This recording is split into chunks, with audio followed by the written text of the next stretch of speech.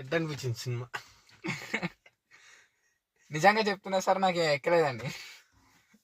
అసలు సాయి అభ్యంకర్ బీజం లేకుండా స్పైడర్ మ్యాన్ సినిమా అయింది. ఆ కటానా ఫైట్ లో బీజం ఏది? బీజం లేదు, బొక్క. హాలీవుడ్ వాళ్ళకి బీజం పెట్టుడు రాదు.